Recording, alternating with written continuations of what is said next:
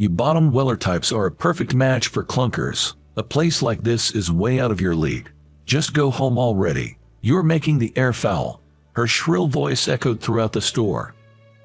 I felt as if everyone's stares were piercing through me, and I looked down. At that moment, my wife gently grasped my right arm. "Shall we go? Staying any longer will just be a bother." But contrary to her words, my wife had a gleeful smile on her face. "My name is James. I'm the founder and an actor of a theater company. We're pretty active with regional performances and have decent revenue, especially now that our lead actor is beginning to appear on TV and our name is getting out there. We're not super famous, but we're a reasonably well-known theater company. With about 30 actors and staff, we're small in size, but that makes us all the more close-knit. The old-timers in the troupe, including myself, were all members of the same college drama club. They're all great folks who love the theater to bits. Some of them even got so carried away with acting during college that they failed some classes and had to repeat a year. Well, I'm talking about myself there. On stage, anyone can become the lead role, anything at all. You could be a king or a superhero flying through the sky. You could turn into a fish, a lion, or even an alien. It's thrilling to watch this world where anything goes unfold, and I got really hooked on the challenge of bringing the most outlandish things to life in a realistic way. It was the early summer of my senior year in college. My dedication to theater was recognized and I received an award that made me somewhat known among students.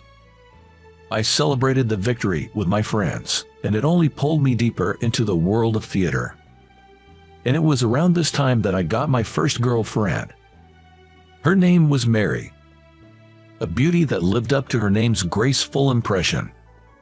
She'd spent 30 minutes every day setting her lovely chestnut-colored hair.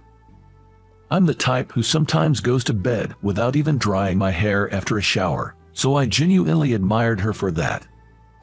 She owned several bags from well-known luxury brands that anyone would recognize, rotating them daily. And even her watches and jewelry were of the sort that would shock me with their price tags.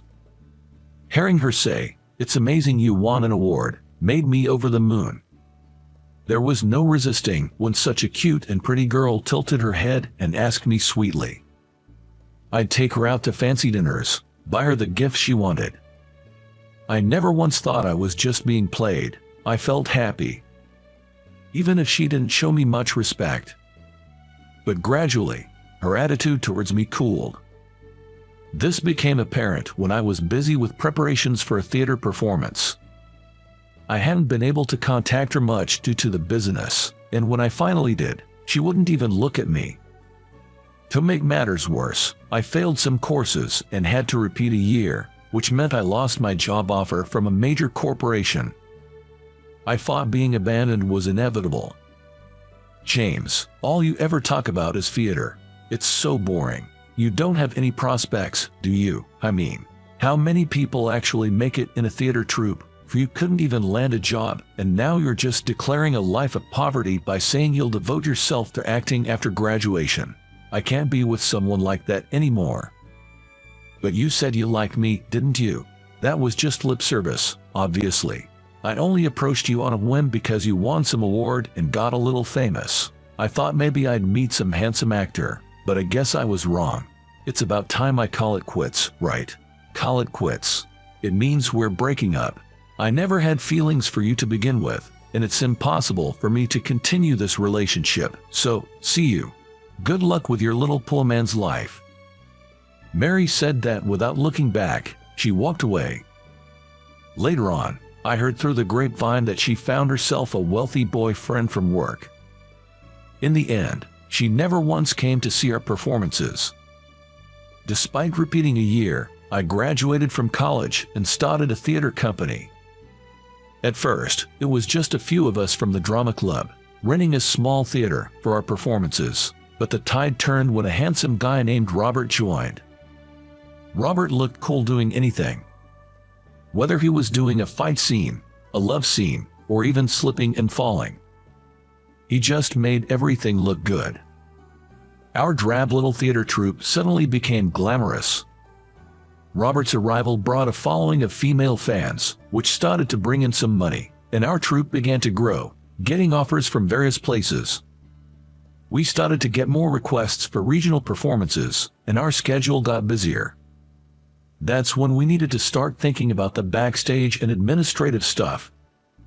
My cousin's interested in the business side of the theater. Mind if I bring her around? That's what Robert said when he brought Patricia. Patricia, a theater buff who has always loved the arts, would travel far and wide to see various plays. Fresh out of college, she was young but knowledgeable and good at her job. And maybe because she was his cousin, she wasn't starstruck by Robert. Maybe having a handsome cousin gave her immunity. At any rate, I was impressed by her serious and hard-working attitude towards theater. Patricia always had her long black hair tied back, running around makeup-free. Her clothing was simple, mostly t-shirts and jeans, with little concern for fashion. Yet, every little thing she carried had a feminine touch, and every glimpse of her neatly groomed nails made my heart skip a beat. She wasn't treated much like a girl by the other guys in the company, but for me, she became the only girl in the world. It was a few months after she joined that we started being teased as the theater crazy duo. By then, it had become our routine to watch other companies' plays and discuss them over meals. We always ate at no-frills places like diners and pubs, but Patricia enjoyed everything so much that I just loved being with her. Our days went on like that, and naturally, we became a couple and decided to get married after 2 years. Some time after marrying Patricia, the old wagon we'd used since the theater company's early days started acting up. The engine would start, but the fuel efficiency had gotten worse. It made strange noises, and black smoke billowed from the exhaust. This calls for a replacement. I had bought it used for a steal about 10 years ago. It had over 125,000 miles on it. I remembered cramming it full of costumes and props, heading out to regional shows. It was filled with memories, but you can't make new ones if the old ones are holding you back. If I was going to replace it, I wanted something nice, so I splurged on a brand from a foreign country that I had always admired. It's a brand known for sports cars, but their SUVs are pretty cool too, and they have solid support in the States, so I called to make a reservation and decided to go to the dealership later. The clunker of a wagon still ran, despite the noises it made. And it certainly stood out in the parking lot of the high-end car dealership. All luxury cars in the parking lot, huh? Yeah, but were customers just the same? Patricia laughed in response to my comment. Our own outfits might have been a tad plain for a luxury car dealership. But we intended to buy a car, and we weren't just window shopping, so with some hesitation, we headed for the entrance. Welcome. As we walked through the automatic doors, a refined gentleman greeted us. I had a reservation. My name is James. Yes, please wait a moment. I'll check on that for you. As the gentleman bowed slightly and left, a woman in the dealership caught my eye, looking surprised.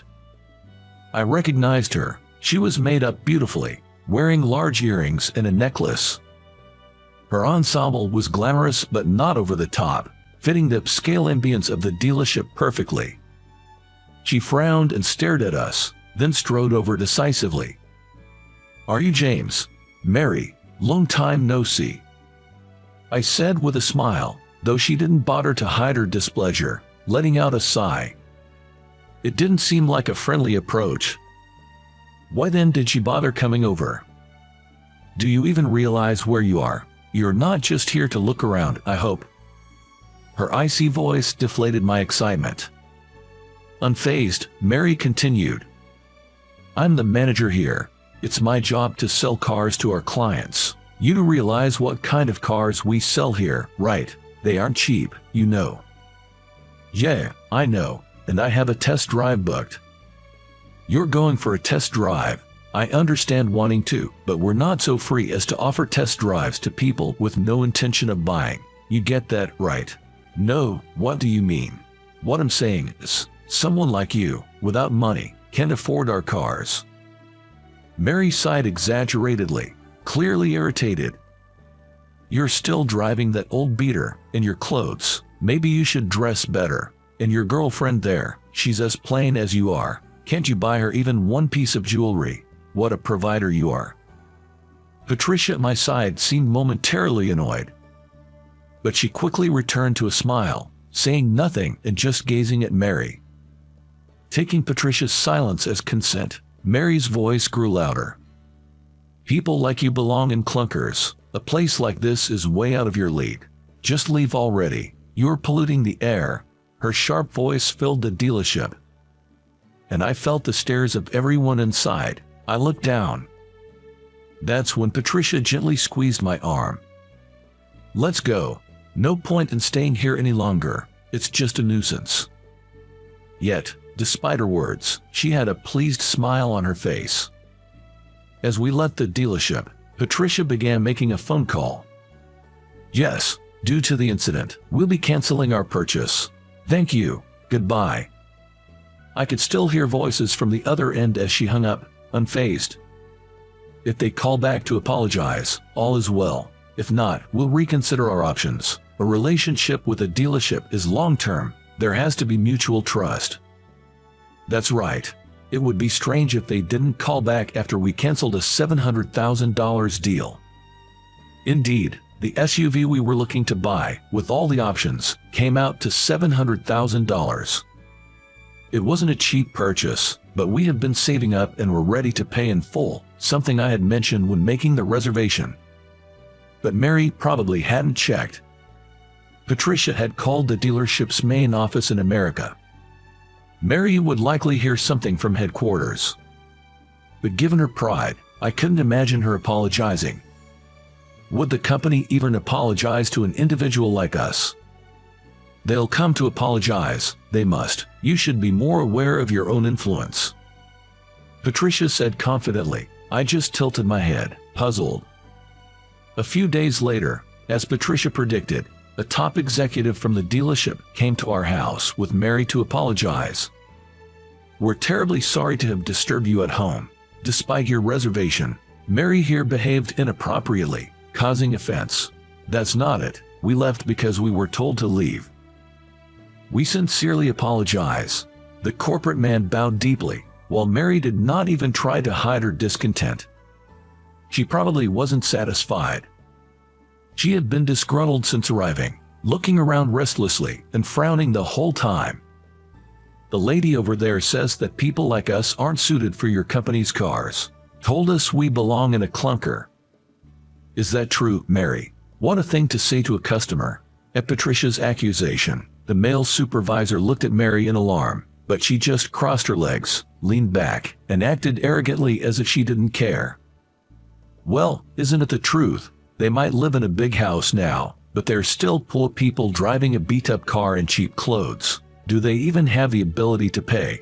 The supervisor seemed flustered by Mary's unyielding attitude. We mentioned during the reservation that our budget was $700,000. We're freelancers and prefer to pay in full rather than take out loans. $700,000 in full. Jess, aren't you the manager? Weren't you aware? Well, James here hasn't changed a bit since the old days. And what does that have to do with anything? I don't know what kind of relationship my husband had with you before, but now he is a well-known stage actor. It may not be a major field, but he has even performed on the stage of the Empire Theater. We can't tolerate such attitudes based on assumptions.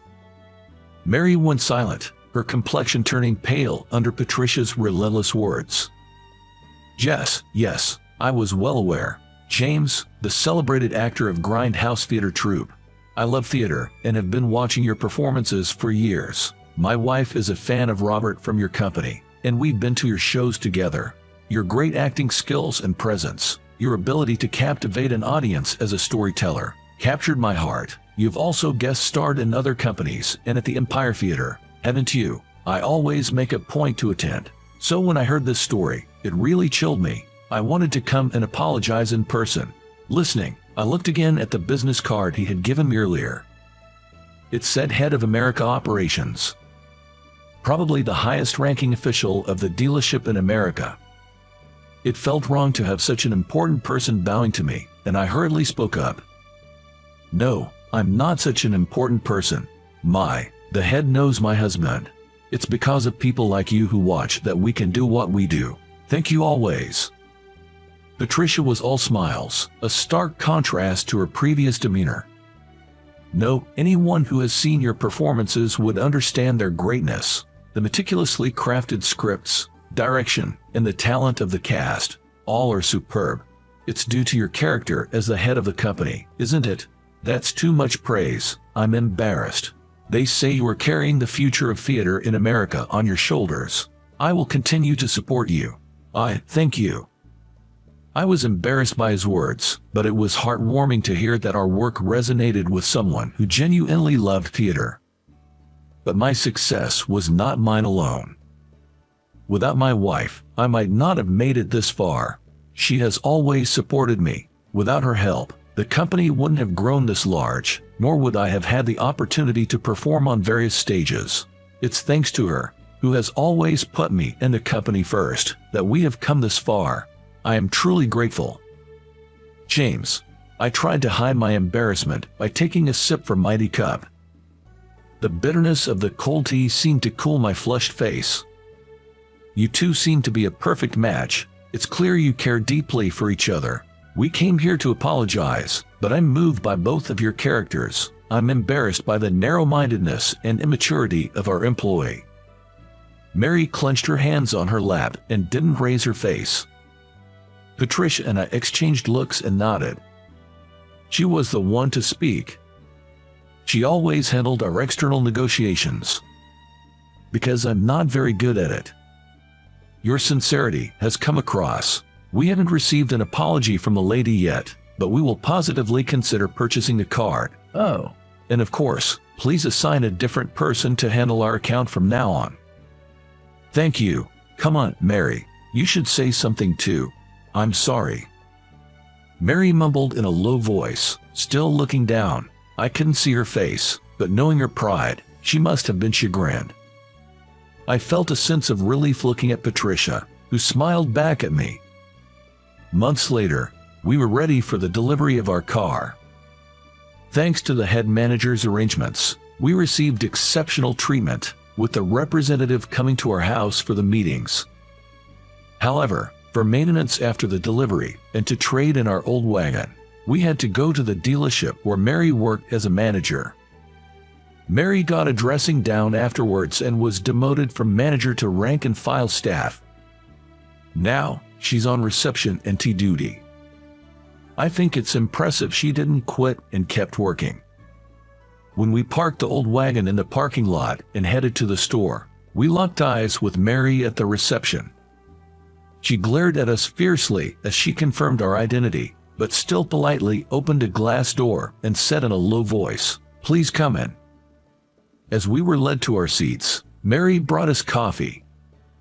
"James, you're still dressing as drably as ever, you know. Ever heard of TPO? It stands for time, place, and occasion, dressing appropriately for the situation. If you don't dress up properly for this place, people might think you're a pua." Patricia and I exchanged surprised glances at her usual harsh words. Well, even after getting a scolding from the higher-ups and being demoted from manager, you can say such things. I'm sorry, I'm just being honest. And you, ma'am, wouldn't you look better if you put on some makeup and wore some jewelry in a place like this? You seem to have good material to work with, and with proper care, you'd look presentable. A wife's reputation can affect her husband's, right? With such a plain and unglamorous wife, I feel sorry for your husband. Mary, don't you think that's a bit too much? I prefer a modest and intelligent wife over a woman who's only interested in decking herself out. Everyone has their own values. Can you not impose yours on us? I was angry at her for bad-mouthing my wife and retorted a bit harshly, which seemed to surprise both Mary and Patricia, since I don't usually show that side of myself. What? Mary seemed at a loss for words, and just as she was about to back away with the tray, a commotion started at the entrance. A foreign-looking man was desperately trying to communicate something with large gestures. The staff were trying to help, but it seemed they were struggling to understand the unfamiliar language he was speaking. Didn't Mary major in foreign languages at university? Aren't you good with languages? I can speak Japanese, French, German, and Chinese, but I don't know that language. While everyone looked puzzled, Patricia chimed in. That's Hindi, used mainly in India. India. Yes, let me go help out for a moment. Patricia approached the man and began to converse. Though I couldn't understand their exchange, the man's demeanor immediately brightened and he began to speak freely. Patricia translated for the staff, and it seemed they were able to communicate effectively.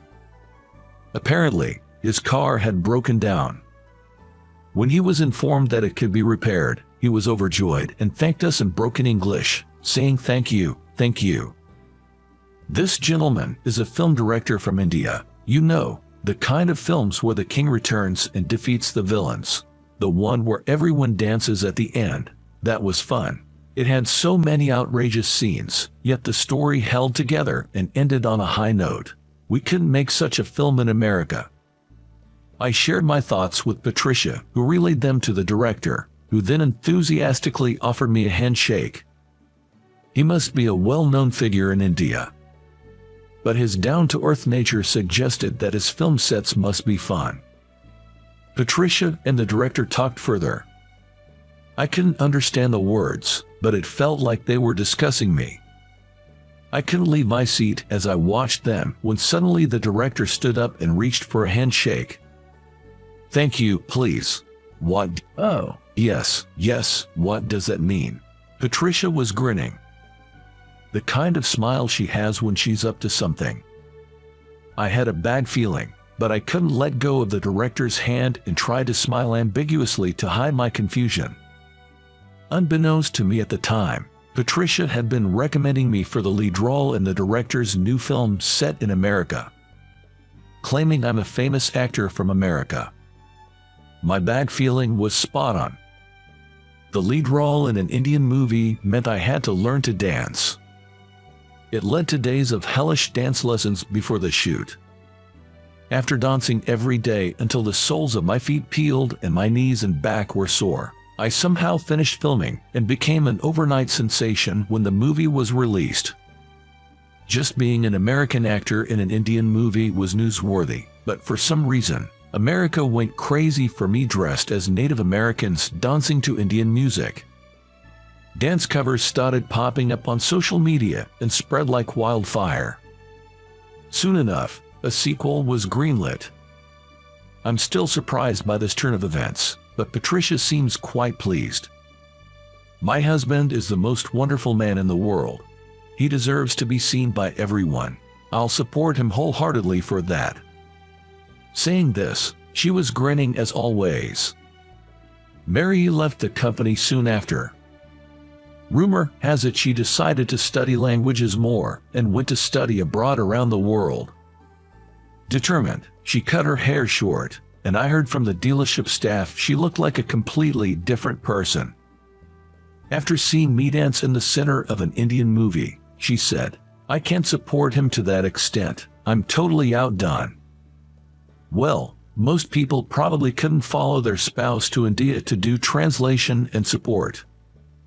I'm just grateful for my wife. On one day off, Patricia and I went for a drive in our new car. It's quiet, stable, and extremely comfortable to ride in. Easy to drive. I'm truly glad we bought it. Despite some troubles, it all led to a great opportunity, and I think it all turned out well in the end. All because my wife was there beside me. It's been tough up till now, but I'm really glad you were with me. What's this all of a sudden? I just felt like saying it. Looking forward to spending more time with you. Same here, and not just me, but this little one too. Patricia's words made me widen my eyes in surprise. She pulled out a pink booklet from her bag. It was a maternity health record book, and I hugged her tight, overwhelmed with emotion. Thank you. I'll cherish you both for life. Yeah, I hope we can add more to our family. Let's live every day with joy. I look forward to the future with Patricia. Maybe we'll drive this car on family trips and camping. Surely, days filled with smiles await us. And for that, I want to cherish her more than ever, to make her happy. That's what I wholeheartedly feel.